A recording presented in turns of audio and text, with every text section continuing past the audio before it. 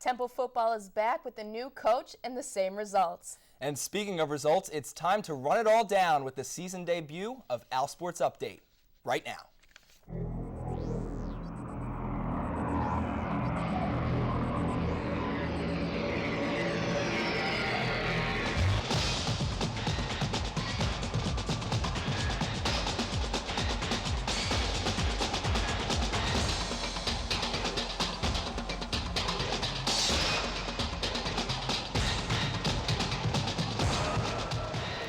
Hello and welcome to the home opener of OwlSports Update.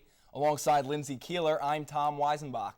Speaking of home openers, Temple football opened its season with the third annual Mayor's Cup. The Owls and Wildcats split the first two meetings back in 2009 and 2010. It wouldn't be the Mayor's Cup without an appearance from Philadelphia Mayor Michael Nutter, and what better way for the Owls to start their season than a little crosstown competition with Villanova. Get right into the action with a big stop on the game's kickoff by Blaise Caponegro and Kenneth Harper. Then Villanova QB Dustin Thomas's attempt to throw the long ball is picked off by number 4 Justin Gilday, who runs it back 25 yards before he is brought down. Owls QB Mike Girardi shows why he earned his starting spot as he connects with wide receiver Dion Miller for the Owls' first touchdown of the game and of the 2011 season. Girardi ends up going 14-20 on the night with 235 yards passing. From here on in, it was the Bernard Pierce show. First, Girardi hands to Pierce, who cuts left and breaks away from everybody on the 19-yard touchdown to make it 14-0. Next, he decides to try the right side. He shakes and bakes his way to the right for a 22-yard score with his second of the half. Pierce finished the half with 119 yards, and he wasn't done. In the second half, it was more of the same. He went to the right and gashed the Wildcats' defense for 6 more points. He would finish the game with 147 yards rushing on 20 carries. More importantly, the Heisman hopeful from a year ago did not get hurt in the contest. Adazio had him and other starters on the sidelines for most of the second half. Chris Corder came in for Girardi only to see the Cats' defense part like the Red Sea. Coyer put the exclamation point on the game with this 68-yard run. There is nothing like a good old-fashioned blowout. The Mayor's Cup was decided by much more than a last-second field goal this year, and Temple will continue to keep it in their trophy case as the Owls win 42-7. And Steve Adazio can now exhale as his first game was a success. Stage for how I want our team to play, and but no, I didn't think about the fact that now I'm the head coach or anything like that. No, other than just wanting to make sure that we play the brand of football that we said we were going to play. We have some guys that have played football, but we've lost a lot of impactful players. And if you're going to be a good program, you've got to have the ability for those younger guys that have played some football to step up and take the next step, so to speak. And I saw evidence of that. So that was terrific. The new semester underway, we welcome new coaches to the Temple athletics community. For the first month or so of the semester, OwlSports Update will take a look at the new coaches on the block. And who better to start off with than new head football coach Steve Adazio. Here's Update's John Mailer. You only get one chance to make a first impression, and Steve Adazio took full advantage of that one chance.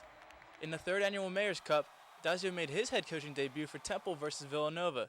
While this was a new position at a new school in a new part of the country, he felt right at home. I feel the same way I felt as a coordinator, the same way I felt as an assistant coach, the same way I felt as a head coach at Chester High School. I mean, to me, you just have that. You're a competitor. You feel that energy. You feel that anxiety sometimes a little bit. Whether it was a celebration or frustration, Adazio stayed animated along the sidelines. I told the team in there I'd apologize like a lunatic out there today, but I wanted to set the stage for how I want our team to play. In Steve Adazio's first time coach from this sideline, he led his team to a 42-7 win over Villanova in a game where his offense committed 0 turnovers. Welcome to Philadelphia, Coach. Adazio was the first Temple coach to win their debut outing since Ron Dickerson did so back in 1993. The Owls were backed by a full student section that showed their support since the opening kickoff, which was a presence that Adazio was thankful to have. They came out 8,000 to 10,000 strong for this game. It's really terrific to see the support of the university, the support of the students, and that was just a real thrill to come out here. Reporting for OwlSports, I'm John Mailer. Thanks, John.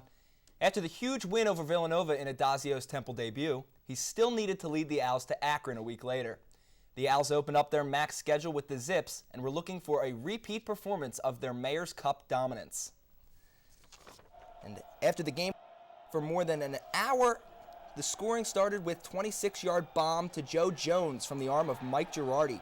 Bernard Pierce then got jealous and had to begin his repeat performance of the week before, going up the middle for the score here. Next, he starts left.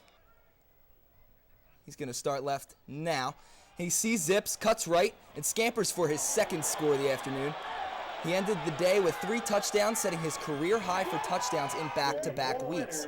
He earned 150 yards in just the first half as Adazio sat Pierce for the rest of the game because the defense solidified the Owls' lead. The defense would sack Zips quarterback Clayton Moore 8 times on the day, including this gem. The Owls trounced the Zips 35-3. The Owls have found many different ways to win games over the last few years, but one thing is impossible to overlook. When Bernard Pierce is healthy, the Owls win games. Pierce's stats in the first 2 games alone are changing the record books, which include consecutive games with 3 rushing touchdowns. He's the 3rd player in Temple history to achieve 10 games of 100 yards rushing, with a total of 297 rushing yards already this season. Pierce is closing in on becoming the greatest running back in program history. And we're going to take a break, but stay tuned for a peek at both the men's and women's basketball teams. Their schedules are out. And the volleyball team picks up its biggest crowd of the year. Find out why when OwlSports Update returns.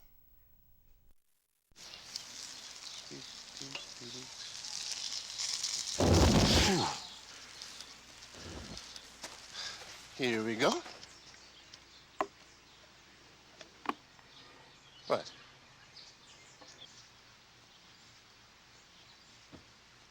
What? You don't have to be perfect to be a perfect parent, because kids in foster care don't need perfection. They need you.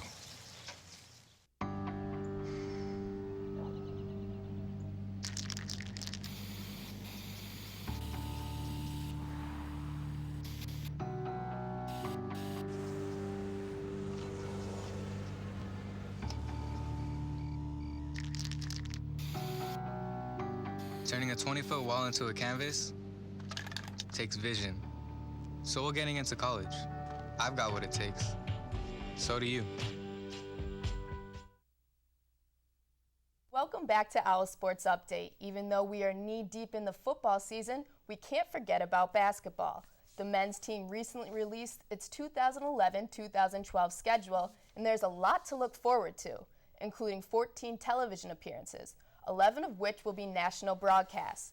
Temple fans will also be able to see their team compete on their home court in games against GW, Xavier, and crosstown rival Villanova. And the women's basketball team has an impressive schedule as well. They will participate in 2 nationally televised games. They will also take on 8 teams from last year's NCAA tournament, where the Lady Owls will also hope to advance very far in the Atlantic 10 tournament, which will be held at St. Joe's Hagan Arena in March. Back to football, where Penn State is coming to town for the first time since 2007, and tickets are in high demand. The student ticket distribution for this year's game versus the Nittany Lions was a bit different than normal. Students had 2 opportunities to secure free seats at the link. A red voucher was given to students to redeem at the box office after the field hockey game against Ohio. And tickets were also distributed to fans who went to a volleyball game versus Rider. At that V-ball game, more than 1,000 people showed up. Remaining tickets were given on a first-come, first-served basis at the Leacourt Center box office after these events. And thousands of Temple football fans came out to show their support for another Temple team as the volleyball team went up against the Rider Bucks. The Owls definitely fed off the energy of the crowd with this nice set for Gabrielle Matusia, who spikes it right over the net for her first kill of the game. The Owls were strong defensively as well, including this joint effort for the block. An ace here by Jennifer Icobini widens the Owls' lead. And then Colin Wallace comes up big for the Owls, including this kill. She ends up with 13 kills on the day. After this unforced error from Ryder, the Owls prevail with a straight set victory. And coming off of a strong showing against Ryder, the Owls suffered 3 hard-fought losses at the Blackbird Invitational. However, they will be able to redeem themselves this week as they head to Pittsburgh to compete in the Blue and Gold tournament. The field hockey team began their journey this season by hosting the Conference Cup tournament. After a decisive win in the opening game, the Lady Owls were booted from the tourney by number 1 Maryland. 3 losses later, and the Owls look to get back on track against Kent State. To Giese Field we go. Both teams took a moment before the game to honor the 10th anniversary of September 11th. After reflecting on the past, both teams needed to focus on the present game at hand. We joined the game in the 25th minute when Mandy Shearer feeds captain Bridget Settles for the one-timer to put the Owls up 1-0. Kent State would tie it up early in the second half on a penalty corner goal. Katie Briglia now wakes up Karen Lambright from her nap on the turf as Lambright would deflect her pass into the net for the goal. Kent State would not go away on this day as Rebecca Lee put one home to tie it up again. Settles would then earn a penalty shot in the 60th minute and just sniped the top left corner for a goal, reclaiming the lead and her second goal of the day. But the pesky Golden Flashes would not get off the seesaw and scored again to knot the score at 3. The score would stay that way until the end of regulation, and into overtime we go. Anybody want to play a little tic-tac-toe? Bridget Settles sure did, as her blast from the point was good for the hat trick and the overtime game winner. The Owls would win the game 4-3 in overtime. And we stick with field hockey as we head into the nest. Bridget Settles' hat trick was enough to earn her Atlantic 10 Field Hockey Player of the Week. In soccer, Temple sophomore Ryan Bradbury, along with juniors Cody Calafiore and Billy Kappak, were named to the Brown Soccer Classics all-tournament team last weekend. And jumping back to the spring, junior Travis Mahoney earned second-team All-American honors for track and field at the 2011 NCAA Outdoor Championship, along with Bob Keogh, making them the first 2 All-Americans on the team since 1994. And that's going to do it for this week's edition of OwlSports Update. For all coverage on all things Temple athletics, make sure to head on over to OwlSports.com. Alongside Lindsay Keeler, I'm Tom Weisenbach. Have a great week. We'll see you back here soon.